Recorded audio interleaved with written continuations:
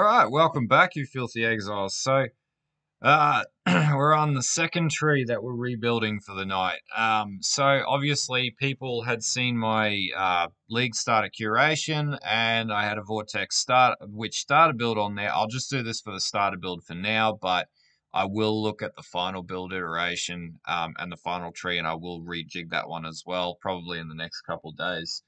But yeah, the DPS, I'll bring up the old tree, which is this tree here.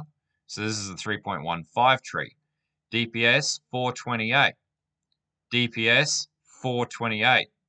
It's down. We've got a slight nerf of 300 damage. Now, this is now accounting for the change to elemental equilibrium because this tree no longer encompasses elemental equilibrium into it.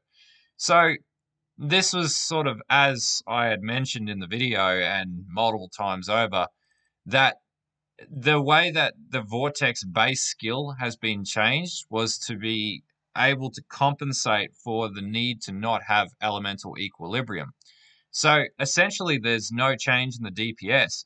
If anything, this actually looks a lot tankier than the pre-existing build. Uh, the only real change is just a slight drop off in ES, which can be sort of compensated around, but everything else is pretty damn consistent. There's actually more regeneration for ES in this as well, which is actually better, and a better total maximum mana pool as well. So there are some drawbacks and some disadvantages. I'll also note that this is 3 points below the previous tree, and is set to level 96. So it's not too bad. So anyway, let's have a talk through this tree and see how it works.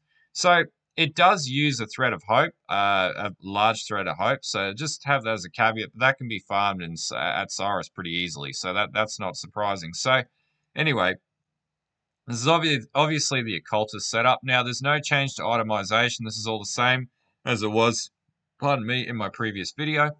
However, we're pretty much just moving up the same format. We pick up Deep Wisdom, we come up, we pick up Wicked Ward, that's really good to have. And then actually, we save a point here because we don't even need anything down here. Sorry, I'm still working on this. And actually, we could put this in here. Sorry, I'm just riffing here. But there's potential for more damage to pull out of this build.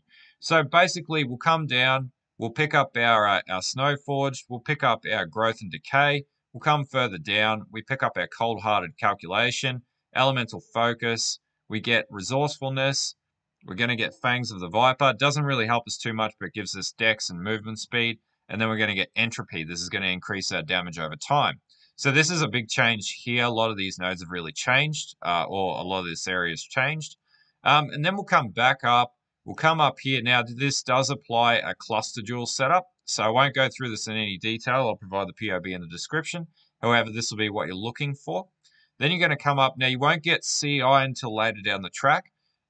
You are going to get Arcane Sanctuary. You'll move down. You'll get Written in Blood. We do want to get Season of Ice, and actually this does do more damage than the previous tree at level 96. So I didn't even have that selected. So yeah, this is actually doing more damage without elemental equilibrium at the expense of like 1500 ES. So that's pretty much as far as we go at that very point. Then we'll come back here, we'll move across, grab Prodigal Perfection, Mystic Bulwark. We'll want to have this little jewel node here. We will come down and pick up Frostwalker. We come up here, we'll grab Unnatural Calm. Now we do want to get Energy Shield Mastery. This gives us 2% of Energy Shield per second regenerated. We come down again, we get Energy Shield Mastery, gain 3% of maximum mana as extra Energy Shield. We do get Elemental Overload. Insightfulness, we'll come back down, we'll pick up this jewel sock right here. Previously, we would have went down here and come to get elemental equilibrium, but we don't need that anymore, so we can scrap that. Then we'll come down, we'll grab Retribution, some Dex nodes with Precision, Sanctity, we'll come and get Glancing Blows, and we will get Sanctuary in here as well. We're also going to get the Shield Mastery, which gives us 20% chance to avoid elemental ailments while holding a shield. We're obviously holding a shield, so that's going to be a huge advantage to us.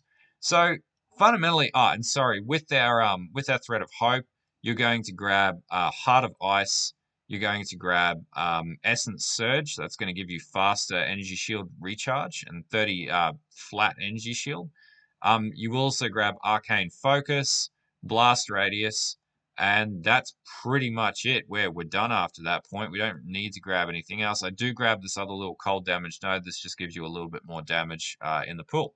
So pretty much it works just the same. You just have to go about it a little bit differently, but realistically, there's no real change to the tree. It can still be played. Vortex Witch is still viable. As far as I can see here, I don't really see any issues. Sorry, I should have noted, we do get Elemental Mastery exposure when you inflict applies at least negative 18% to the affected resistance. So this does increase your damage somewhat as well. So anyway, I'll put this tree in the description. Feel free to use it as League Starter as originally planned if you wanted to play the Vortex Witch. No changes to gear, no changes to skill setups, all the same configurations, all the same witchy fun that you were planning on having previously with the former 3.15 tree. This is just scaled to 3.16. Anyway, like and sub, and until next time, have a good one, and bye.